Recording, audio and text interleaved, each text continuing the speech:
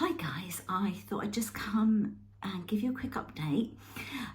So it's the 9th of February today, and I've been back to see the consultant gynae oncology consultant today for more of an update, etc.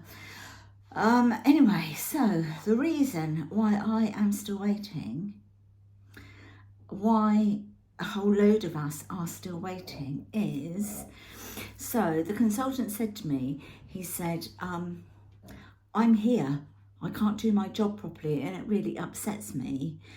He said, I can only apologise for the situation that you're in. He said, I'm here, but I can't do the surgeries. Basically what it is, it's all to do with like bed blocking, I guess. He said currently they have 196 beds that are occupied that should not be occupied anymore. Unfortunately, lots of the convalescent places and places for people to go to convalesce aren't here anymore. They've just all been closed down. And if people don't have relatives to go to, or somebody that could be in living with them for a little while, they can't discharge these patients.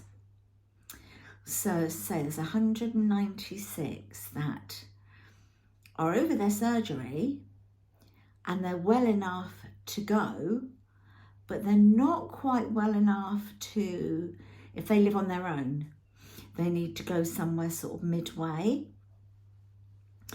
Just to finish convalescing, or as I say, if they've got somebody that will go in and help them and to stay with them for a couple of weeks or so, it would be a different scenario altogether. But because they haven't, they've got a duty of care to keep them there, which then means like surgery like mine and other people's, it just can't be done. And of course, if a bed does become available, if they manage to get somebody, you know, home or wherever, then of course you've got all of the surgeons that are kind of like fighting for beds because they all need, you know, they're all in the same situation, quite frankly. He was sort of saying, you know, like here where I live, there used to be like a military hospital here, where people used to go to convalesce. Another couple of places here locally, people used to go to convalesce, but obviously since like the Tony Blair time, a lot of things like that, they've all been cut and closed. And of course, social services are absolutely overrun. We're trying to sort people out. Obviously, they're trying to get people moved on, occupational therapy. Everybody's just trying to get these people discharged and into somewhere where they can still be cared for, because they're still not deemed to be fit to care for themselves on their own. So what he was saying is, he said, I'm here, and I could be doing the surgeries, but we don't have the beds. He said to try and get my list down for ladies that have needed hysterectomies. He said, I've been bringing them in, and if they're all straightforward, they can all be day cases. They can, you know, come in early in the morning, have their surgery, go onto the day ward, and providing everything's okay, of course, then, and they've got somebody with them at home, then they can be discharged later on that evening. And so therefore they're not taking up an actual sort of proper bed. They're in the day ward, which is, you know, for that reason. So he said, I'm getting through that list. He said, but I can't do that for your surgery because yours is a big surgery, it's a massive surgery. And so I can't do that for yours. He said, for example, the end of February, I've got 5 whole days where I should be in here operating. But if I can't have a bed, then I can't book a theatre. I can't do any of that, and all has to come together.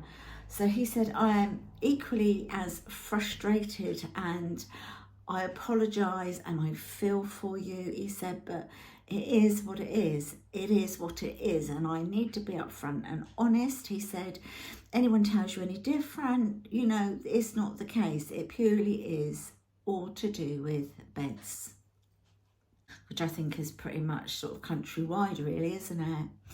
What else did he say? Oh, the other thing he said was, it's been 6 months since I last had a scan, so he'd like to, you know, give me another scan whilst, you know, whilst I'm still waiting to see if anything has kind of got worse or anything. And he showed me, he's got a folder on his desk, and it was probably about that thick, I guess, not hugely thick, but about that thick, of very thin sheets of paper, like sheets of paper. He said, these are all my priority cases. You're in there. You're in there. That's you. You're in there. They are my priority ones that I need beds for. I need, like for me, I've got to go to high dependency afterwards, so they've got to have all these beds. And then, of course, when I come out of high dependency, I need to go on a ward. So it's so frustrating, but what can I do? So anyway, I've already had my phone call from the MRI department, and that is next week. So I go for that next week to see if there's any changes at all. Chris said to him, can you like look the other way, and I'll put her list, I'll put her letter to the top of the list. He laughed, he thought it was funny, but he said it doesn't work like that every day. He said, I'm having to come in and just reshuffle that list a bit. He said, because things are changing, you know, and I've got to reschedule, you know, in order of sort of thing, for if I do get a bed. And, you know, it's so frustrating, and that is a sign of the times, guys. Sign of the times. It is awful. So I'm kind of better off the fact that I was face to face with him again. He could see how much my stomach has grown. He could see the pain and the discomfort that I'm in, and he could see that it's having its toll on like my other illnesses as well. Because I've got rheumatoid arthritis, I've had to stop one of my biologic injections because they don't know if that would aggravate if anything was going on, you know, with the ovaries. So I haven't been able to have that that'll be a year in April.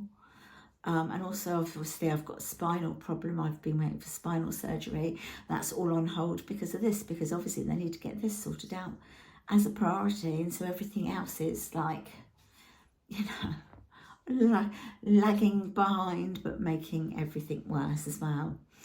So that's it. I thought I'd update you guys because I know you like to know, you know, sort of what's what and who's who and what's happening. So that's it, my loves. Yeah, so touching sort of base with you, keeping you updated. Shattered again because obviously I don't sleep well. I'm so uncomfortable all the time. But hey ho, there you go. That's it. That's probably what it's like in the majority of our hospitals right now. And so I just have to wait. And as soon as he can get me in, he will. Anyway, take care, everyone. I'll talk to you in the next video. Comment down below. Let me know what you think. And as I say, take care. And I'll see you in the next video. Bye for now. Bye.